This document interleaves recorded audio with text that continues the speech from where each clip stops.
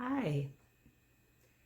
What if you had to be under lockdown for a month just to ensure that this coronavirus does not spread too widely? Would you be prepared? Really? Let's see how prepared you are.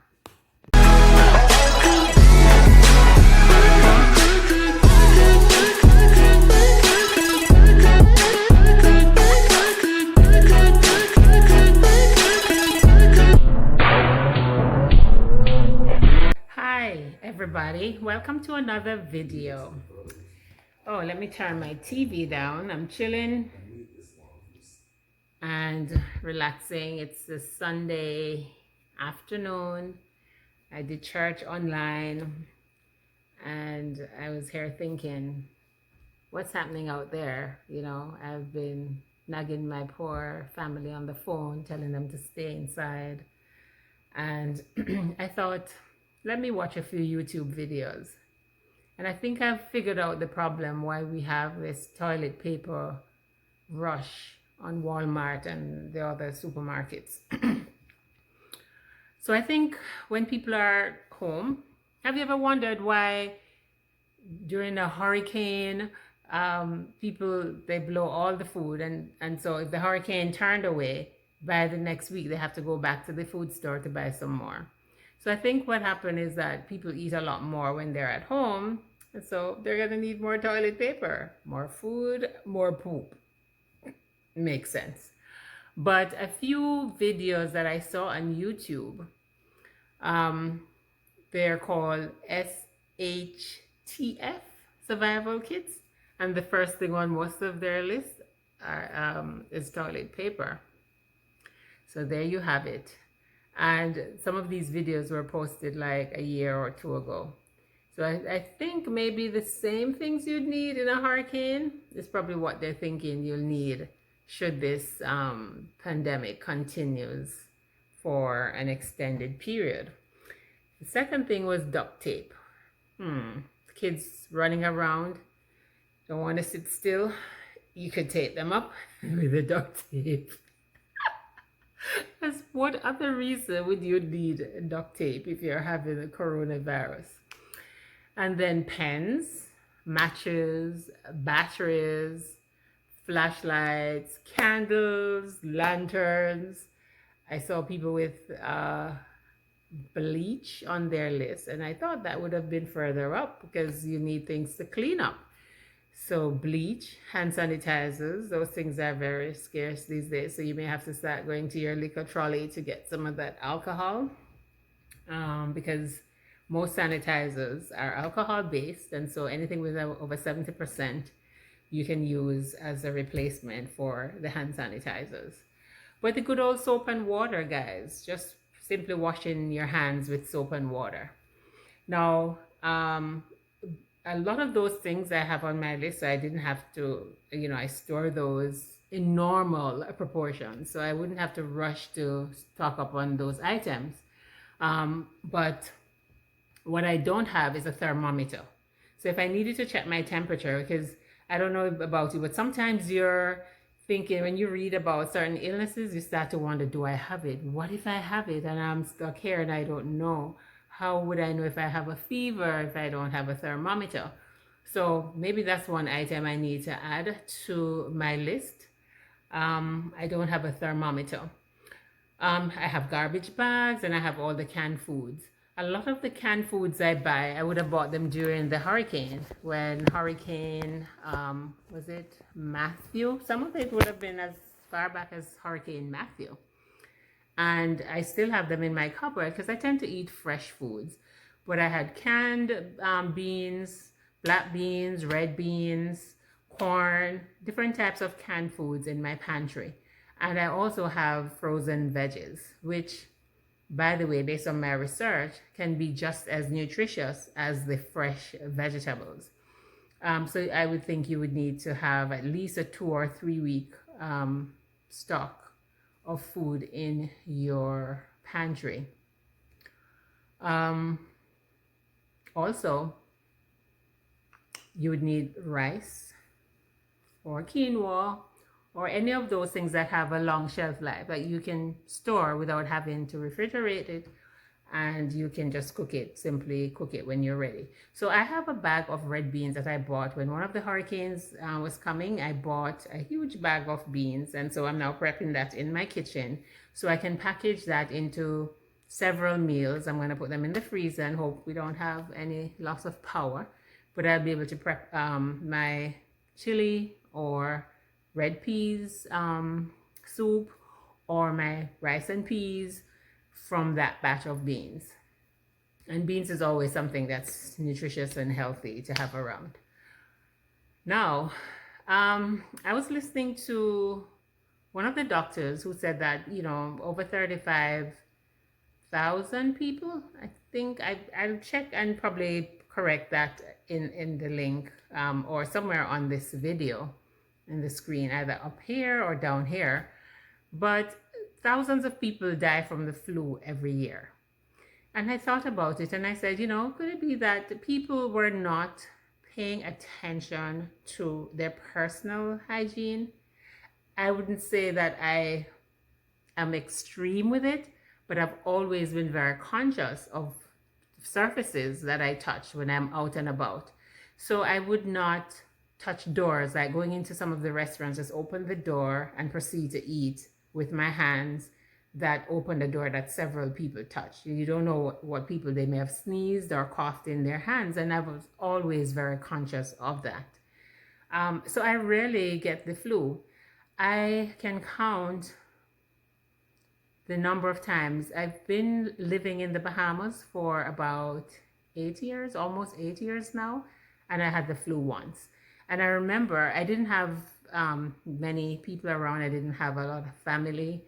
Now I have a family because I'm married into a family. But I was basically home alone, and I was sick. And I was at that time, I lived in a huge house, and my neighbor was close by, but then I didn't see them every day. And on the other side of me was a vacant lot. And I remember my dad called and I answered the phone and he was like, "How you sound like that?" And I remember, boy, I'm going to try my best not to get that flu ever again. So I'm very conscious of touching surfaces and touching my face and shaking hands, because I see it all the time. People sneeze in their hands, they come, aha, aha, or they sneeze and, or they're picking their nose. Just not very good social hygiene, in my opinion. So, for example, I go to the gym, I see people just open the doors, they just use the machines, and then they'll just leave like that. I wash my hands several times while I'm at the gym, and I even have my hand sanitizer in my gym bag. And usually when I'm in the US, I'm even more particular than when I'm here. But some people have the 5-second rule, right? Something drop, and if you pick it up 5 seconds, if you pick it up quickly, then you can still eat it. Like, hell no. Hell no. I'm not picking up anything and say, oh, and 5 seconds and still eat it. So I think this coronavirus, COVID-19, is going to change behaviors, and it's going to make us more conscious and more aware of our surroundings and more aware of our hygiene, and simply washing your hands. I can't believe that we have to be telling people to wash their hands. That's one of the golden rule of healthy living. Wash your hands. And so if you wash your hands, you'll get less flus. And of course, people are going to sneeze around you, and it may, of course, some of it, those viruses that are airborne, you probably don't have a chance to even protect yourself. But I think and I've never taken the flu shot, not telling you not to, but I personally don't take flu shots. I believe that if I build my immune system and I eat properly, then my body will naturally fight whatever infections or viruses that should come my way. So if I'm sick and I need to take something, I usually research the natural remedies first. And only if I really need to take prescription medication, then I will even research the side effects of those medications. So because I know I don't like to take medication, I said, coward man keeps on bone, then I'm staying indoors and I am making sure that I stay away from large crowds, from touching surfaces in the public. Right now, my car is parked outside of my garage because I want to make sure that my car is baked. Because I think I've learned about the coronavirus is that it doesn't like heat. So as it gets really, really hot, then it kills the virus a lot quicker. And so I figure my steering and everything in my car would be, and if there's anything that has come in contact with my car in the interior, that heat would kill it instantly. Don't know, but I'm trying it. It's new and nobody knows, so you have to basically try everything you hear. So I've been doing my lemon water, and I've been taking my vitamin C, my vitamin D, and trying to eat as healthy as possible. Am I scared? No, because I'm taking my own personal precaution, and hopefully, within the next couple of weeks, that's not coronavirus, the next couple of weeks, that they will get a handle on this, and that we would be able to move about again, and of course, just practice better social hygiene. So guys, coming back to you, yes, so don't hoard everything. Remember that there are other people out there that are in need as well. So yes, get enough to last you for a few weeks, but I don't think you should take everything off the shelves and deprive people of being able to find food, water, toilet paper. All right, so good time to get back to the basic family values and play games together, watch TV together. The other night I started watching a couple movies about past pandemic. There was one called Contagion and there's another one called Pandemic. And when I went on Netflix, it said it's trending like number 7 in the Bahamas. So I guess a lot of people are watching to see what happened in the past. And you'd be surprised to know that we've had outbreaks before. In the 1930s, we've had outbreaks up to recently with the bird flu H1N1. But never have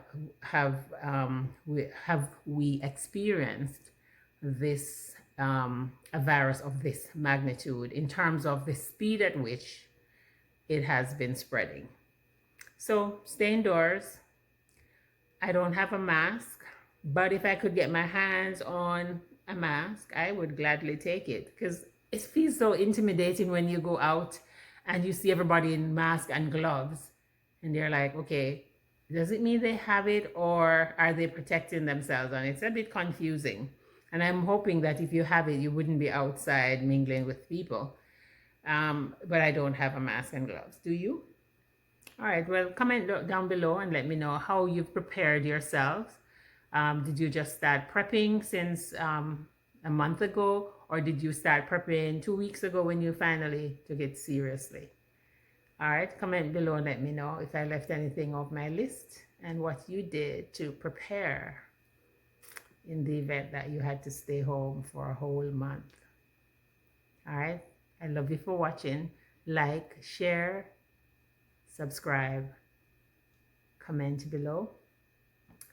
I love you for watching. Bye-bye.